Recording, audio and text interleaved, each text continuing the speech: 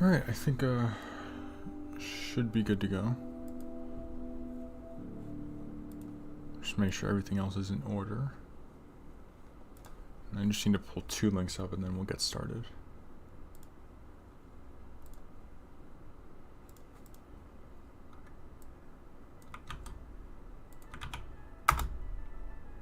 Alright.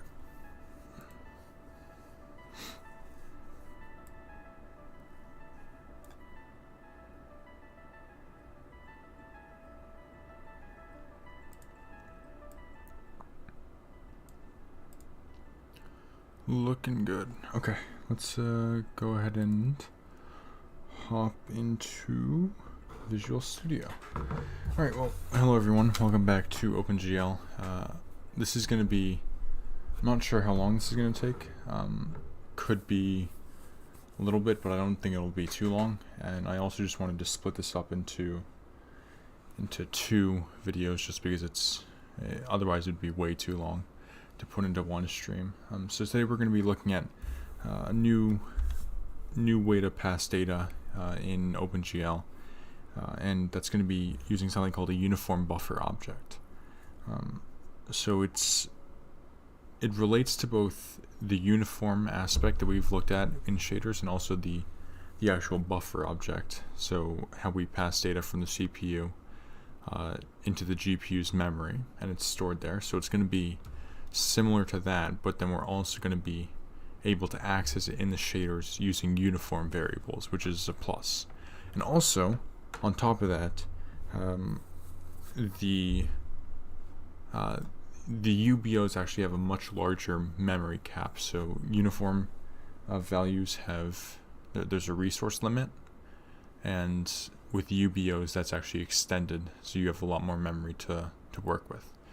So I'm going to go ahead and just demo out something really quickly. So I'll call this test.vs. Alright, and in here I'm just going to show you what a UBO could look like in the shader part. So let me just find it. Alright, so essentially what it would be is we're going to have, we're not going to be working with this in the shaders today. We're going to be just building the class today, but I just wanted to show you how it's actually structured. So it's going to be layout, indicating it's a buffer, then std140, which is just a formatting standard, and then uniform, so the uniform, and then we have a name for it, and I'll call it test.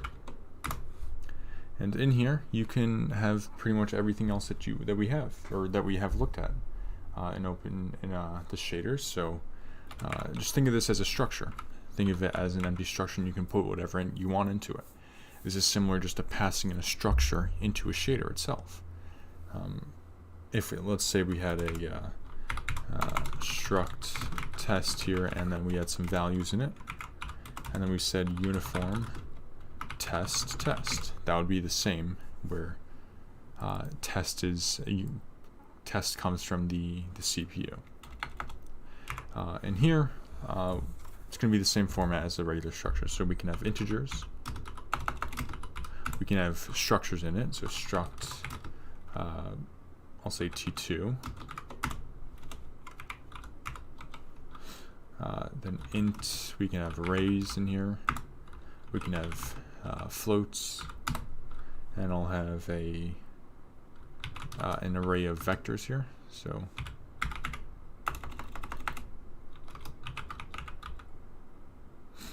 something like that, and then we can also have another struct in here. I'll say struct t3, and this time it'll be an array of structures like that. I believe that's how you specify it. And then in here we can have, say, a mat3, and then just a vec3v, just like that.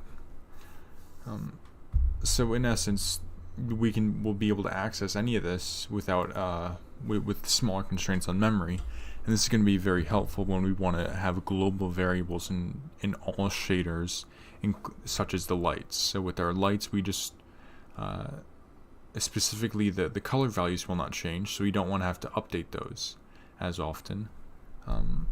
But with UBOs, we can kind of insert what we want when stuff is updated. So for the positions, we'll be able to update these certain values when they change. And then, yeah, it's global, so you can attach it to multiple shaders and it won't make a difference. Alright, so let's hop into a new file here. I'm going to create a new file in the graphics folder, and I'm going to call it, I'll call it uniform memory.hpp. This folder is actually getting pretty cluttered, so I might organize it in a bit. Alright, so we'll start with our macros here. So if not defined, uniform memory hpp, define uniform memory hpp, and if, then we'll have some includes. So include glad/glad.h, include glfw/glfw3.h, and then we have to include vector for the list, and then also include vertex memory.hpp. So this is where we had our other BufferObject class, and it turns out we're simply going to be inheriting from this. All the methods are going to be the same: to generate, to bind, to set the data. They're all going to be the same exact methods. It's just going to have a different buffer type, which is pretty cool.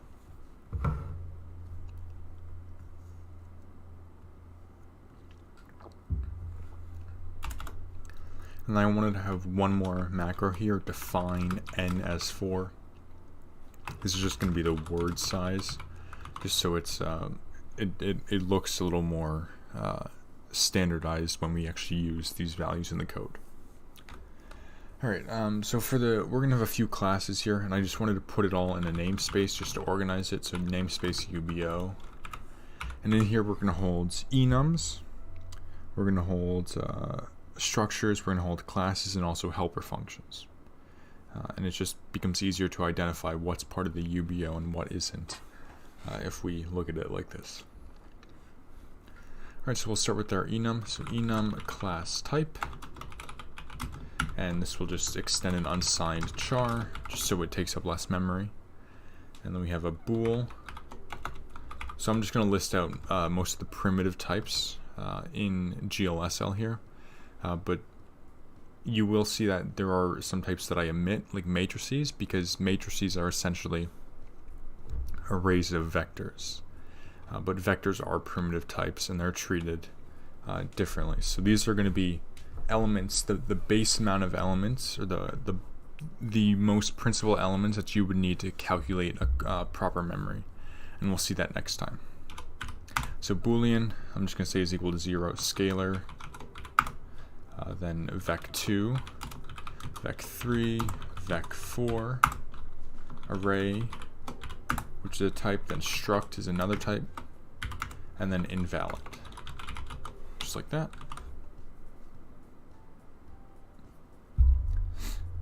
Alright, and then we're going to have, just for,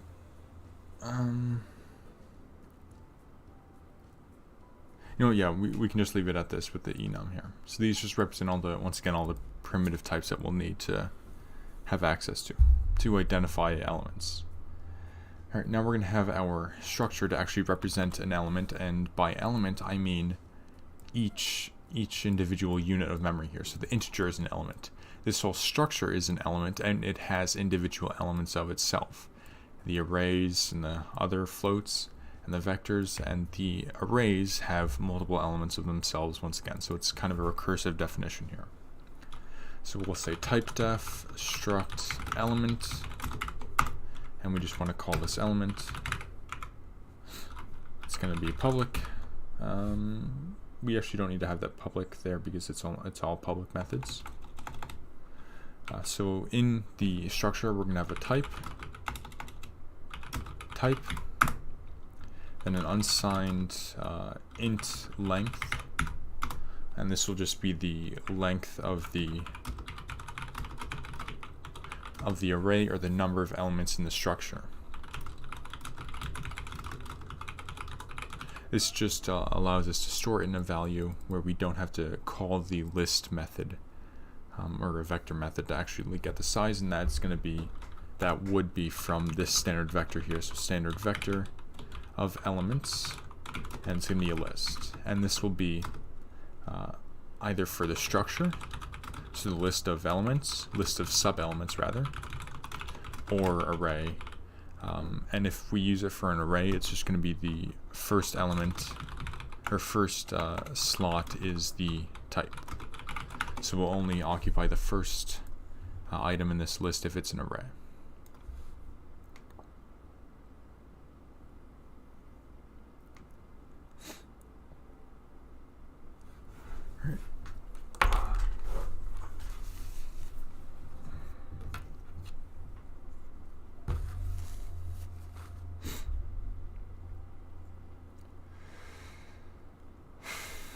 Okay.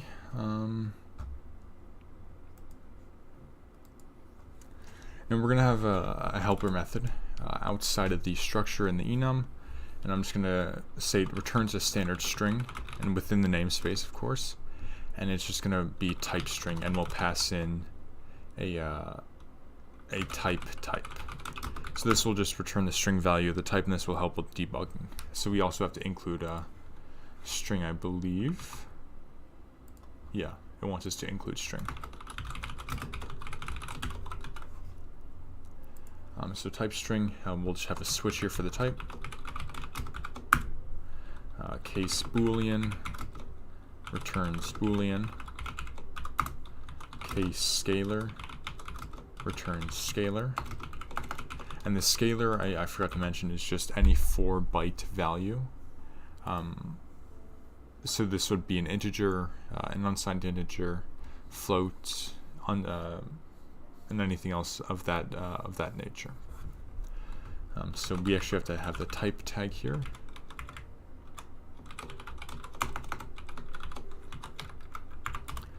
In case type vec2, return vec2 as a string.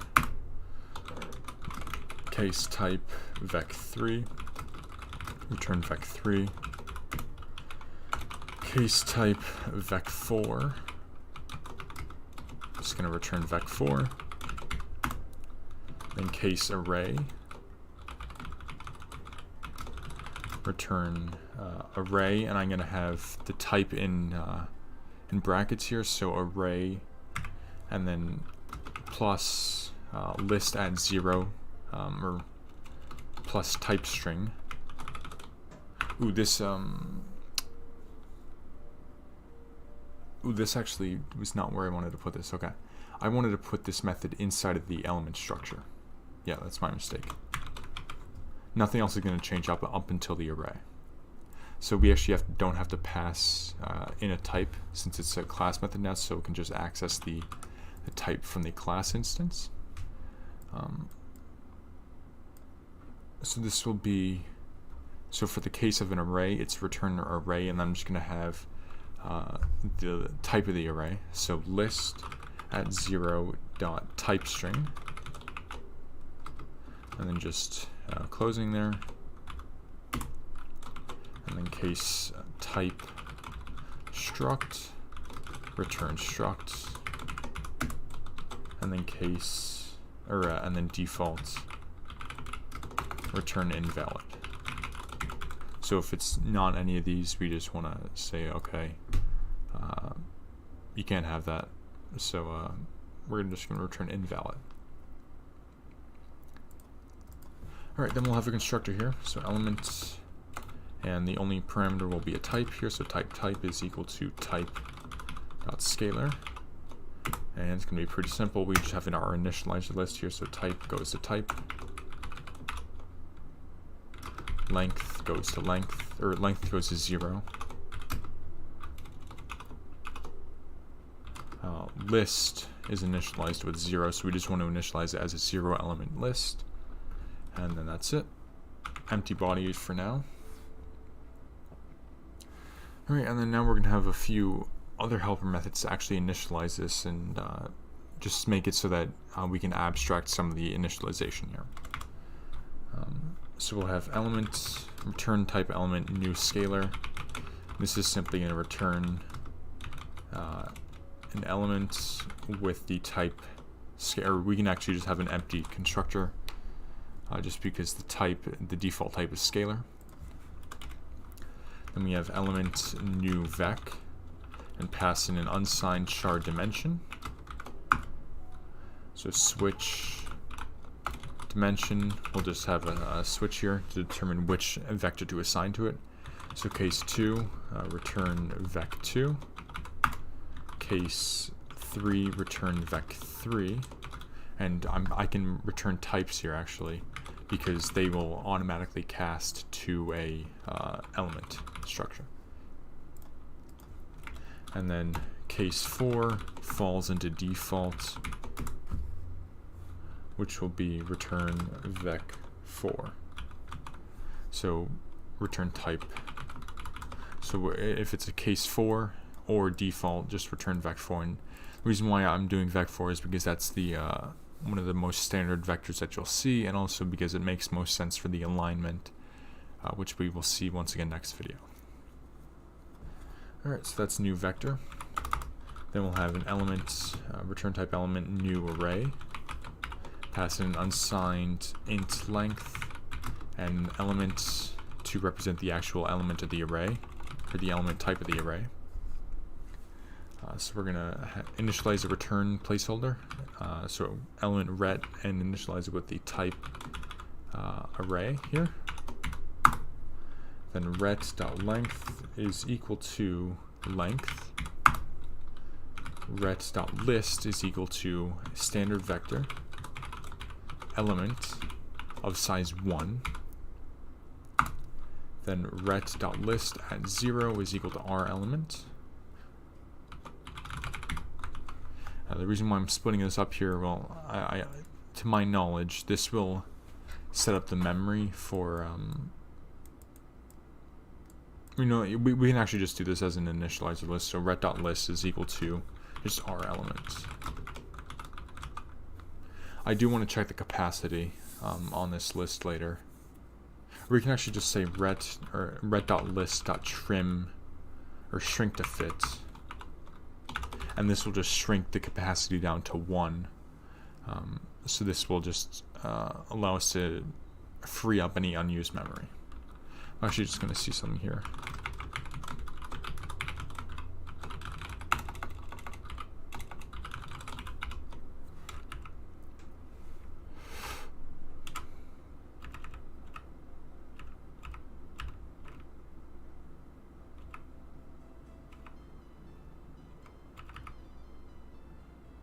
Alright, yeah.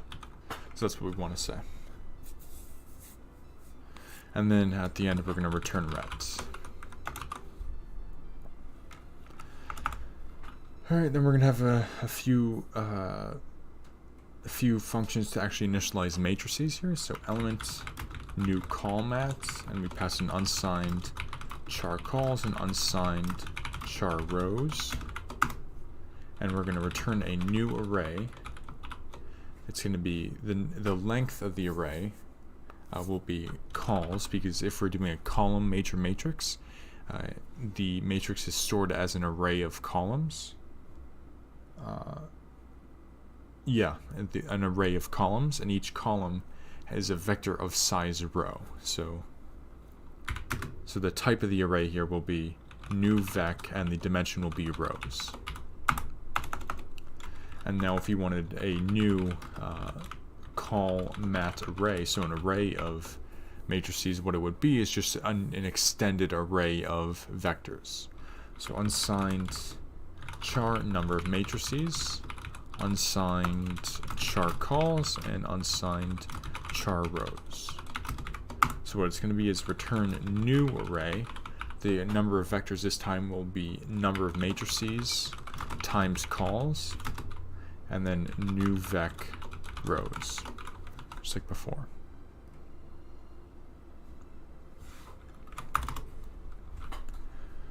Alright, and then similarly we're going to have the ability to create a new row matrix.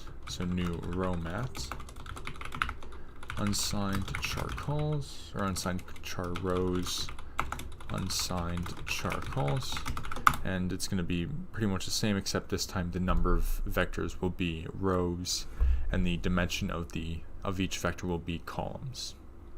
So return new array, rows for the length, and then new vec with dimension columns. An element new row mat array, so an array of row major matrices. Unsigned char number of matrices, unsigned char columns, and unsigned char rows. Return new array number of matrices times times rows rather, and new vec pass in the dimension is the columns numbers.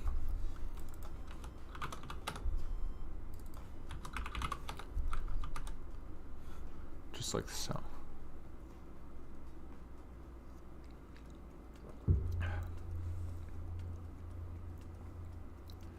We can actually make the number of matrices an integer,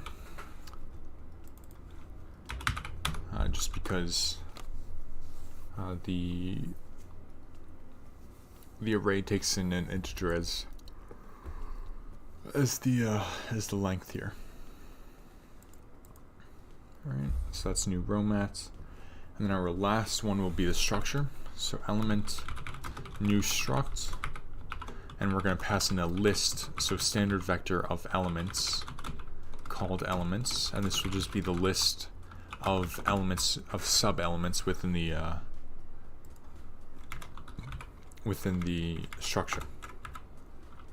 So elements ret pass in the type is type struct, ret.list.insert. We're going to insert at ret.list.end, and from sub-elements.begin to sub-elements.end. And then we're going to set the length here. So ret.length is equal to ret.list.size. Once again, just so we accurately determine how many elements are in the actual structure. And then at the end, we return ret.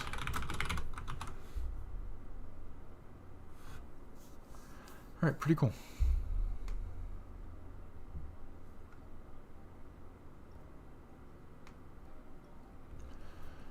Alright, so those are the helper methods. Now we're going to move on to the actual UBO class. So we'll create our methods first. Or we're going to create two of the three methods that two of the four methods actually first, and then we'll look at something else still within the class. So we'll have class here, UBO, and this extends public buffer object. So once again, I do want to have access to all of the functions within the buffer object, because it's treated as the same on the CPU side. Everything is, we're passing memory into a buffer here. So the only thing we'll have now, well, we have to specify that it's public first, and then we'll have an elements block. So this element here will be kind of the root element of the UBO, and it's going to be a structure. Because like I set up here in this test, the UBO blocks are just structures containing sub-elements. So we can just represent it using this definition of an element that we have up here, and it will be considered the same, once again giving rise to a recursive definition of the elements here. Alright, then we're going to have a constructor, no parameters, but then we're going to initialize a few things in the initializer list. So BufferObject, the superclass, will be initialized with the type GL uniform BufferObject, or uniform buffer. And then the block will be initialized with a new struct and just an empty list here. And then we have an empty body. Alright, and then void add element, pass in element. It's it's just going to be, we're going to add it to the back. So block.list.pushback element, and then we're going to update the size manually. So block.length plus plus. The reason why we have to do this manually is because when we calculate new structure, there are no elements that we pass into the actual block. We're just adding them sequentially as we go on. Or I mean, we could also have an alternate constructor here, so UBO, and where we pass in an actual standard vector of elements, and we'll just call it elements, and this will just be the same thing. So we call the BufferObject superconstructor with type GL uniform buffer, and then block gets initialized to a new struct passing in elements, an empty body once again.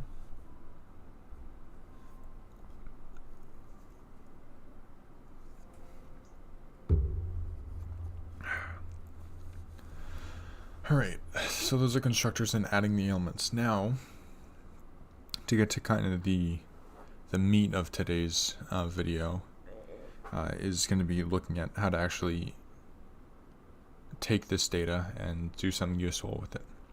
So we're not going to be writing it to memory, to the GPU's memory today. That's going to be next episode. But the thing that we do have to know is that the memory, say if we were to have an identical structure to this in C++, say struct test, have an integer I, a struct within it called t2, have an integer array, 5 elements, a float, a glm vec3 here, array size 2, and then another struct here, glm mat3, and then vec3, and then glm vec3v. If we were to have something like this in C++, all the memory is aligned very specifically. It's just aligned consecutively. Now, when we specify the layout here, std140, which is, I believe, to be the most standardly used one,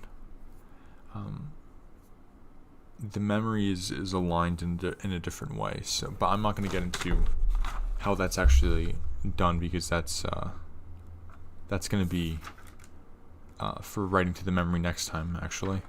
But the thing that we have to consider because of that now is that instead of just passing in a chunk, so let's say that if we had this structure here and we had data,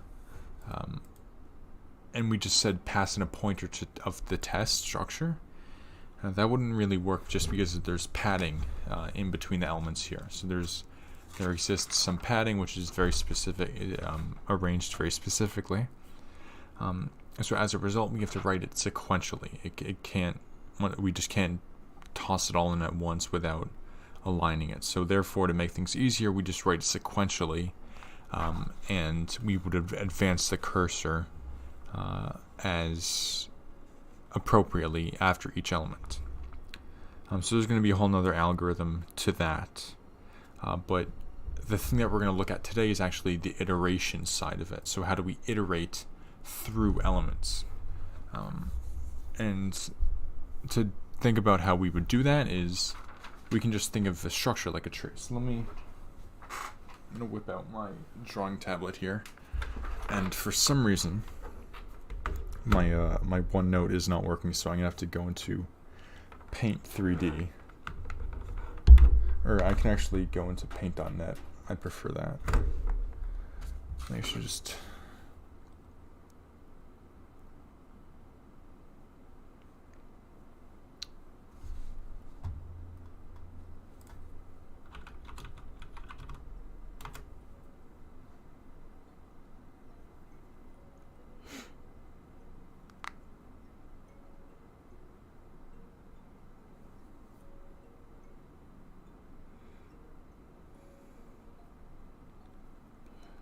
Alright, good here, zoom in.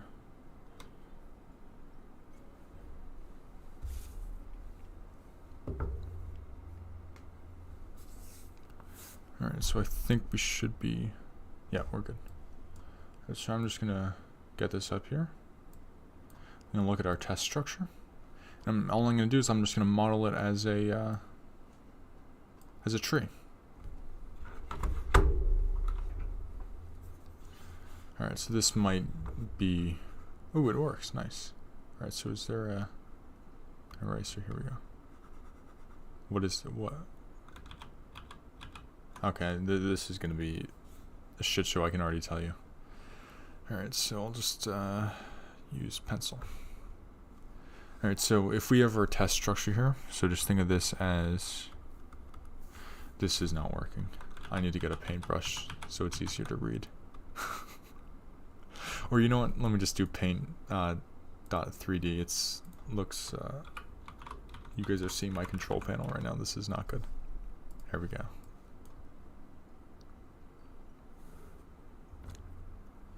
Oops. Alright, this should be better. Alright, so if we think of our, how do I, god damn it. Is there a way I can get rid of this? No, alright. So we have our test structure here. And that's our root node. And each one of these sub-elements is going to be a node, a child node within the structure's tree. So we'll have an integer here. Then we also have another structure here called T2, which has sub-elements of its own. So it has an integer array here, which has 5 elements. Or we don't really want to. We'd rather just have this point to just an array of elements. So these are all integers here. Then we have a float. And then we have another array here, this time of vectors.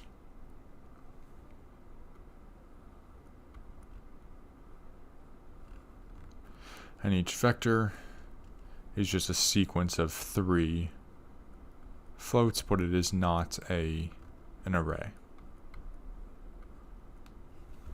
It's just like that. And then we have a third structure here that's actually going to be an array.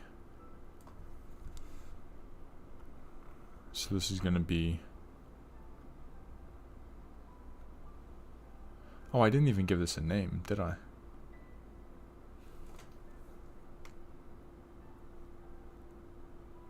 Oh, alright, so let's just give this a name, A, just like that.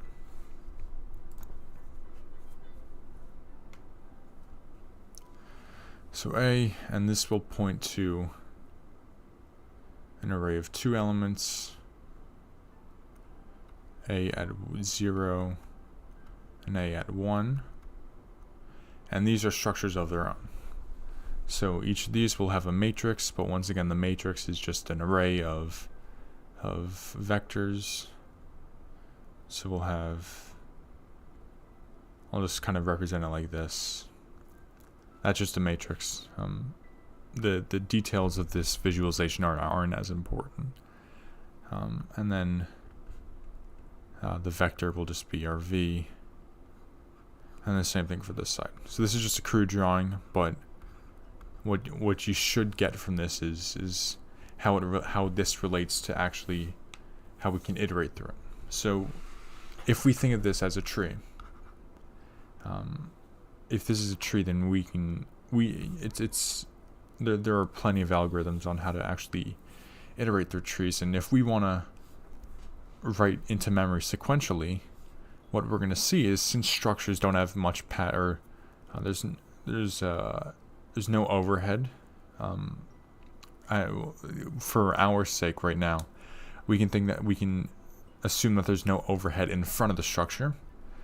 So when we choose to write, this integer here will be the first element in the actual memory. So if we had a long block of memory here, representing the memory for the structure here, the integer would take up the first 4 bytes here. So this would be the int. And then we would have T2, which would have the array of double or of floats here, which would be another like that, and so on and so forth. D, and then the entire structure would encompass all the elements there. So the way we're going to be looking at this is kind of a depth first traversal. Since we want to just go to the leaf elements first, write to them, because those are going to be the things that are actually represented in the memory. See, there's no memory location for T2 here, but there is a memory location for the actual array here. So anything that's iterable will be higher level than the actual elements of that iterable. So since it's a breadth or depth first traversal, we can use a stack to store the nodes that we're currently in. So for example, we'd start with test, and we'd kind of keep track of the index here. So we'd start with test 0, and then that would give us the integer here. So let's cross that off the list, and then we get to test 1.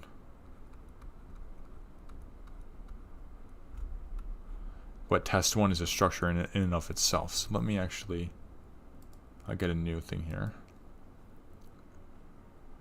Oh, god damn it. Can I extend this? Here, I can.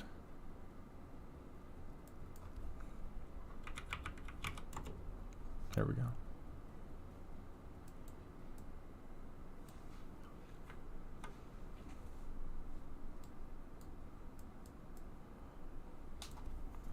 So once again, we start at just a test 0 as a stack, and then we go to test 1.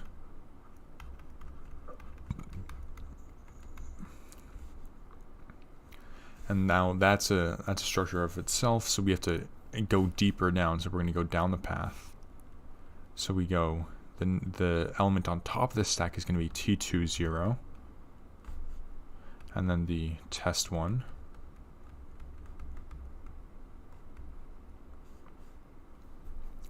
And then this will further iterate down to D. So it'll be D0. But D is an iterable of itself, in and of itself. So the D element becomes part of the stack. And then once we get to D3, or D4 rather, after that it's popped, and then we move to T2 1. And we go so on and so forth until the stack is empty. That's just stack traversal. Alright, so I'm gonna, oh, this is gonna be bitch. Every time I try to open the OneNote, it says that it's updating, but it has just been shitting on me for a while. So I'm gonna try and I'm gonna create a new thing here. I won't save, and we're just gonna have our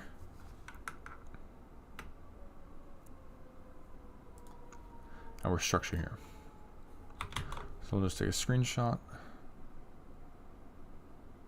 You know, let me just do this here.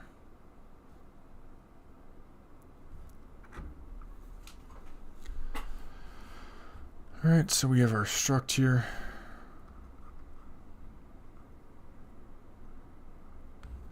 In there we have our integer I. Then we have another struct. Has an integer array D5. Then a float F.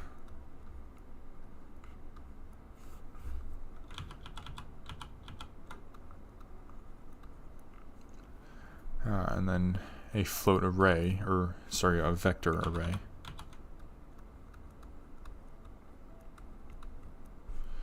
Then we end the structure. Then we have another struct here.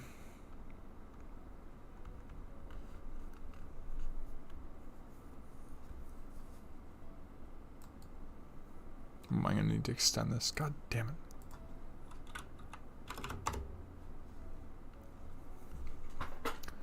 Which will just be the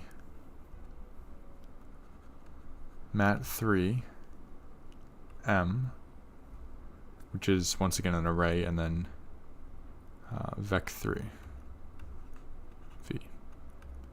And then this is an array of 2. Alright, so let's go through this, and we're going to see how to actually represent this using counters and such. So we're going to start by keeping track of a depth here. So let me actually extend this horizontally too. So we're going to keep track of a depth here, and then we'll just be essentially the index of the stack. So stack, oops, and then we're going to have a stack here at i.idx. So this will just be the index at the ith pair, or the ith element in the stack. And for our purposes, we're just going to go 0, 1, 2, and then 3.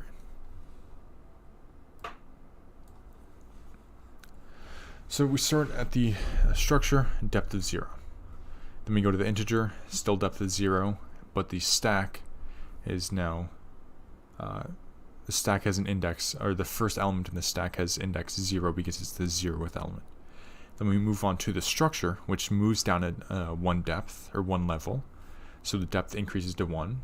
And the index at index 0 now becomes 1 because we're on the first element. And then we move into the integer array, and we have to have the go down another level. So depth increases to 2. We still have an index of 1 in the 0th position. The index at position I is now 0 because we're in the 0th element in the stack, and this also we have to go into the 0th element in the array, which is level 2. And then we go 0, 1, 2, 3, 4 for the 4 integers, and then now we go to the float, so we decrease 1 level of depth since we're out of the array. The index in the structure, so that the index at position 1 increases to 1. Then we go for the vector to the vector array. So once again, we're going to increase the depth to 2. Increase the index at position 1, increase the index at position 1 from 1 to 2, since we're at the second element now. And in the third level of the stack, we're going to have just 0 and 1 for the 2 elements in the stack, or in the array here. All right, and then we're now outside of the structure, so we decrease to 1, or outside of the array, decrease to 1 outside of the structure, decrease to 0, and then we move on to the next element within the base. So 0, and then now the index in position 0 becomes 2. 2.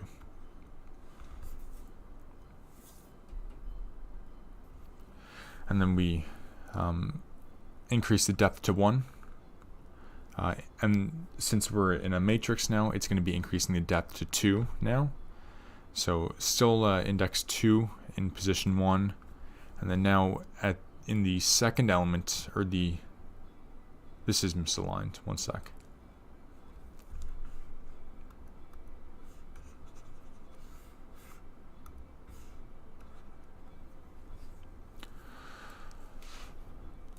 So we now have position 2 here, and then the position in this sub-level structure will be 0, and then we're also going to go into the matrix, which is an array of vectors, so that's also position 0. Then it's an array of 3 vectors, since it's a 3 by 3 matrix, so 0, 1, 2 as the indices, and then we go back into the structure here. Or did I forgot something, didn't I? Yeah, I forgot something. All right, so this should be. I forgot to include that everything here was in an array.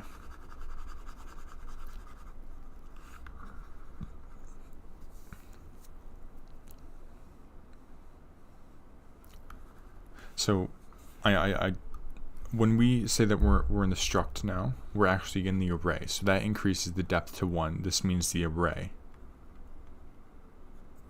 And then we go to level 2 for the structure. And then a level 3 for the array within that structure, so the matrix. So we're the position at index 0 is still 2. Then the next position is going to be 0, since it's the 0th element in the array. Let me just make sure I'm doing this right. Yep, so the base, the array of structures, then within the structure, we're now at index 0. And then within the array within the structure, so the matrix, we're at index 0. And then we go 0, 1, 2. And then we go back 1, so we're back in the structure here. Index 1, we're out of that. And then we move on to now index 1 in the structure array. So the depth will decrease to 2 at the vector, and then go back to 1 at the array, or after the first structure in the array, and then increase back to 2 as we get into the second structure in the array. So we're still at element 2 in the base, in the first, in the bottom of the stack, and then we move into index index 1 here in the array of structures, and then in the structure we go back to 0, 0 for the matrix, and then same structure. So 0, 1, 2, and back to 1. And this decreases back to 1, and then 0, and then we're done. So everything has been popped from the stack. So if you wanted to show completion, you would say, you would put the index 2 and 3 there to show that everything is out of bounds, so we're done with the iteration. So this was a very crude and poor drawing, but this is going to be the way that we're going to represent this. So if you're familiar with stacks, this should make some sense, but in essence we're just keeping track of the indices in the iterables within the tree that we're going through.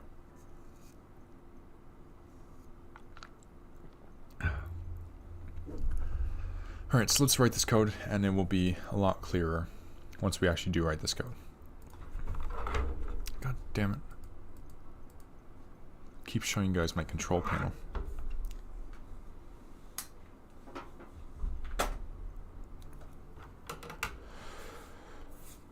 Alright, so we will go back to uniformmemory.hpp, and we're going to have a few class variables here. So we're going to have iteration variables here.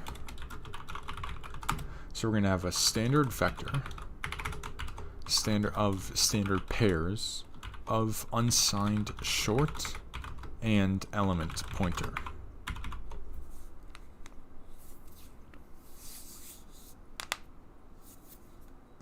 Or this should actually be unsigned integer. Need to keep that consistent. So element pointer is the second element in that pair, or the second type in that pair, and we're just going to call this the index stack. So once again, this is the stack to keep track of the nested indices. And then we're going to have an integer current depth, which will be the current size of the stack minus 1. This is just so we don't have to keep calling the method stack.size. Alright, so like I said before, we can't just throw everything in at once. We're going to have to write things sequentially. So we're just going to have, it's going to be this is going to be like the Java iterator, where we call something .next or get next element, something like that. So we have to have some sort of iterator or initialization. So initialize iterator. So void start right we'll call. So current depth is equal to 0. Index stack dot clear, and then index stack dot push back. We will have pushback, and it will be index 0 and then a reference to block. So we're going to start at the the top level element in our supposed tree, or a model tree, which will be the block in this actual UBO here. Alright, like that.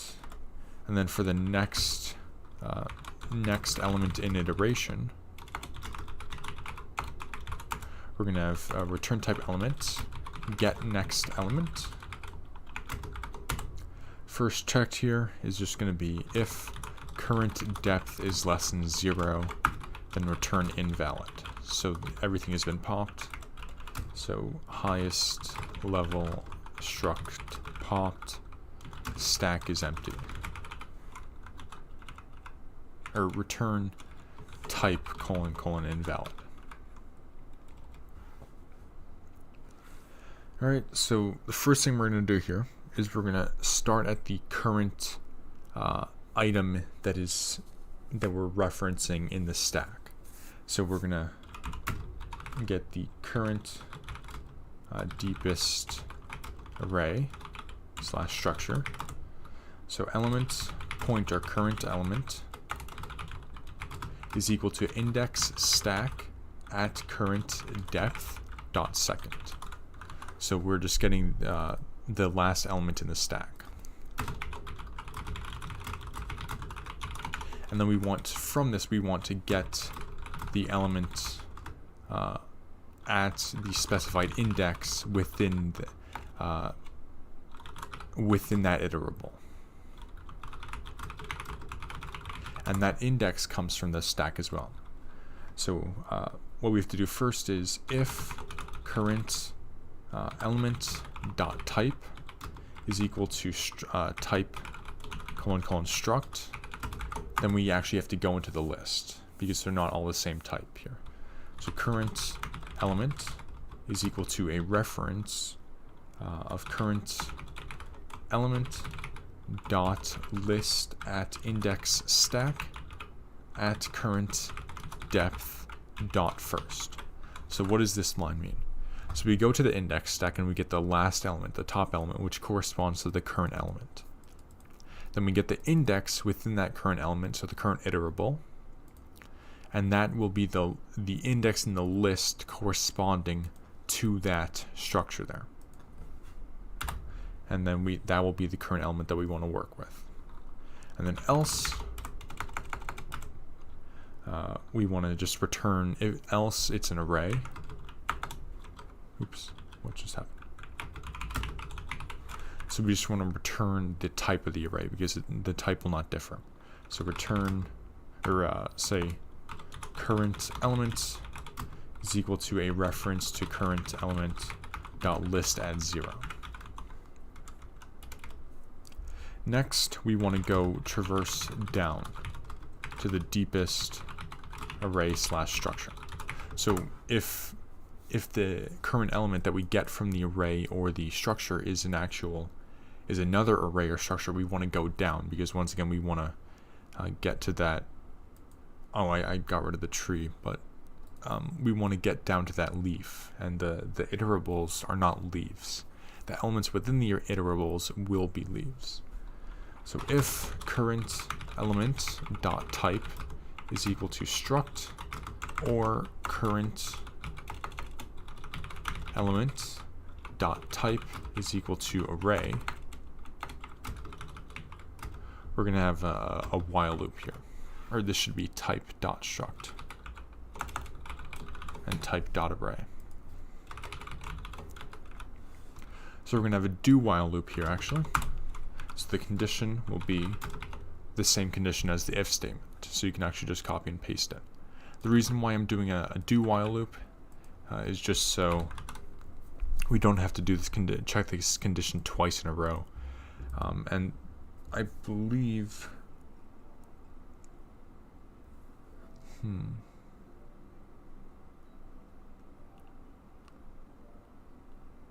oh, you know what, this is actually pointless because in my test I was doing it in a different way, but I got rid of that.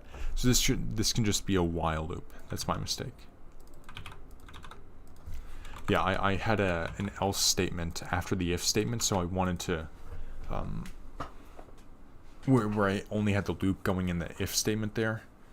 So that's why I just removed the redundancy and did a do while loop. So in the actual while loop, we're going to increase the depth, so current depth plus plus, and then index stack dot pushback, and the pair will be index 0 paired with current element. And then we just want to advance the pointer, so current element is equal to a reference to current element dot list at 0. And this will be 0 no matter what, because it's a new iterable, so we have to start at 0 if it's an array or if it's a structure. It doesn't matter.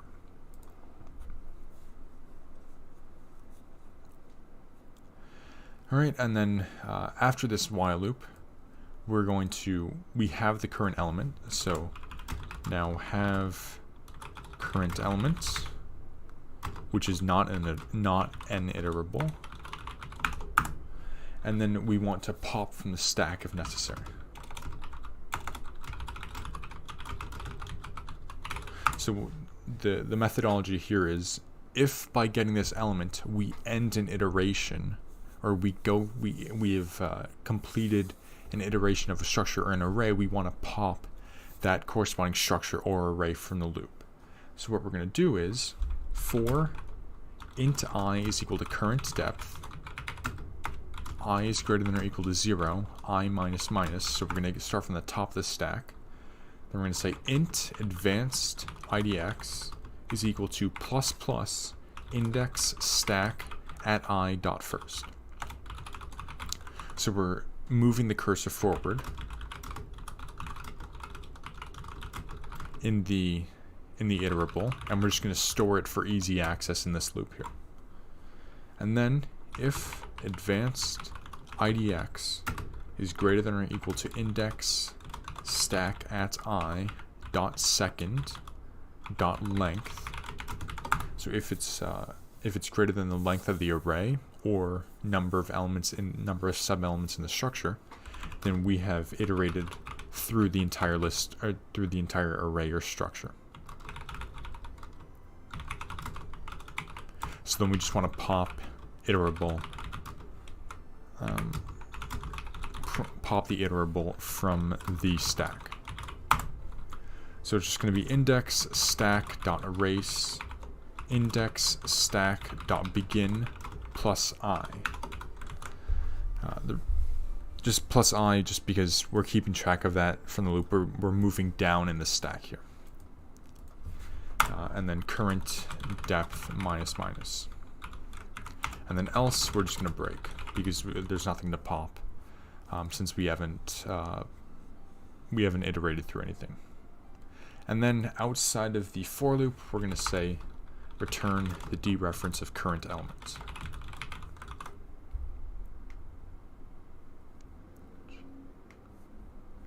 Alright, and that's it. That's essentially depth first traversal using our little element structure here. It's pretty cool.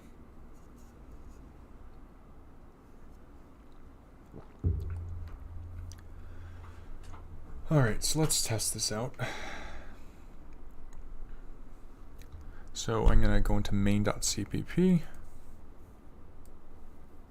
and then at the top of the main loop I'm just going to have a return 0 statement, just so we don't actually run any of the OpenGL code, because I just don't want to do that right now. So return 0 just to cut everything off. And I'm just going to follow the format that we have in our example here. So it's going to be UBO, UBO, UBO, and then UBO, or I have to include something first. So just make sure to include the uniform memory.hpp file. So UBO, UBO, and I'm going to initialize this using an initializer list for the structure. So we'll have a scalar first, so the integer, so UBO scalar, or UBO type scalar. Once again, this gets automatically converted to a UBO element. Then we're going to have a structure here. So UBO : new struct. We're using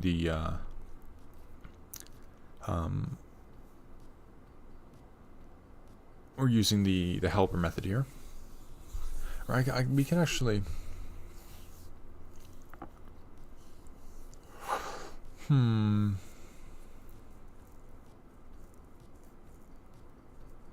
You know, no, I'm gonna leave it like this. I don't want to complicate anything.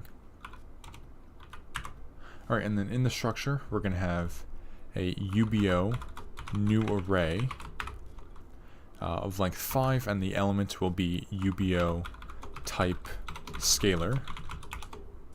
Then we're also gonna have a UBO type scalar, and then we're gonna have a UBO new array of length 2, and the element will be UBO type, or we can just say UBO new vec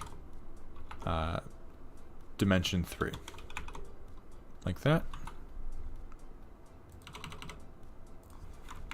And after the structure, we're going to have an array here, so UBO new array. The length will be 2, and the element will be UBO new struct, and we'll pass in a list here. And in here we're going to have UBO new call matrix 3 and 3, and then UBO new vec of dimension 3, just like that.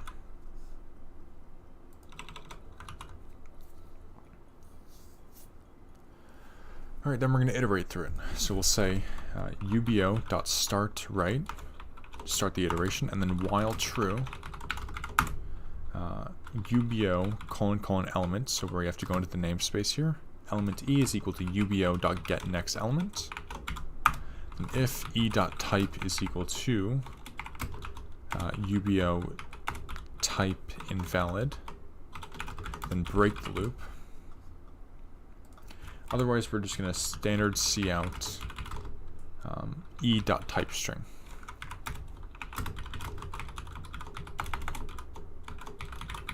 Just like that.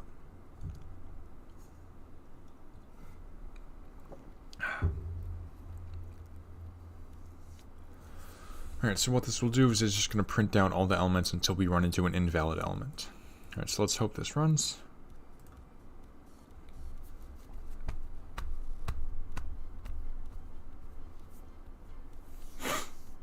I don't think that's right. Wait, no, that does look right. Alright, let's make sure. So let me combine that here.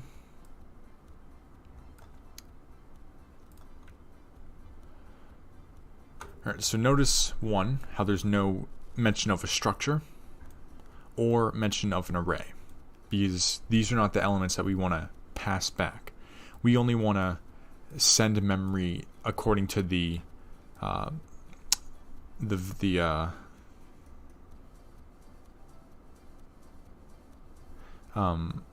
send memory only to the primitive elements here, so the vectors and the scalars. So what it's going to be is we're going to have our integer I, so that's our first scalar, and then we have an array of 5 scalars, so 1, 2, 3, 4, 5, and then a float, so another scalar, and then we have an array of two vectors, so 1, 2. And then now in our structure, we have a matrix 3, M, so that's 3 vec3s, and then another vec3 at the end, so we should have a total of 3 plus 1, and then times 2 for the 2 in there, so that should be 8. So 1, 2, 3, 4, 5, 6, 7, 8. This looks really bland, so let's spice it up a bit. Let's have a new column matrix 4 by 4 here. Should give a little more excitement.